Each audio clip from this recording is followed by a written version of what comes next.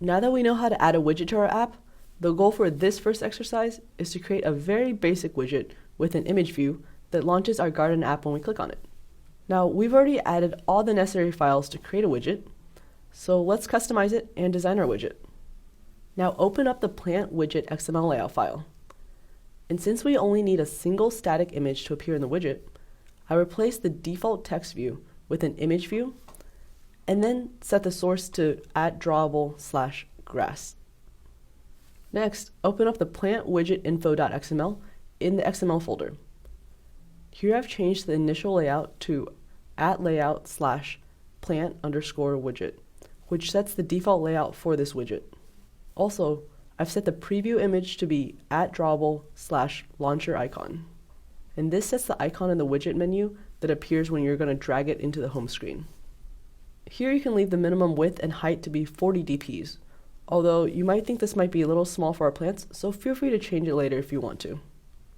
Now remember this property, update period in millis, is how frequently the widget will refresh and update itself. So widgets come with their own timer to handle this, so all you have to do is set the interval here in milliseconds. However, remember that the smallest update interval is 30 minutes, which converts to 1,800,000 milliseconds. So this time limit ensures that the app developers are not updating the widget way too often and draining the device's resources. Now we'll need to set the click handler to launch the app, and to do so we'll need to modify our widget provider class.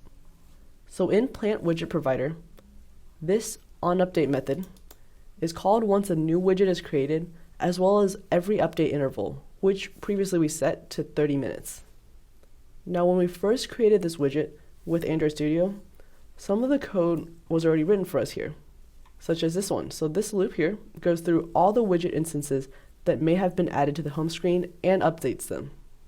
As we discussed earlier, a user can have multiple instances of the same widget on the home screen. So even though we don't expect our users to do so with the Garden app, you should always assume that multiple instances do exist and update all of them. So the App Widget Manager class gives access to information about all existing widgets on the home screen. It's also your access to forcing an update on all of these widgets. So to update a widget, as you can see here, you'll need to pass in the ID of that widget along with a remote views object describing that widget. So this line here is creating a remote views object using the plant widget layout.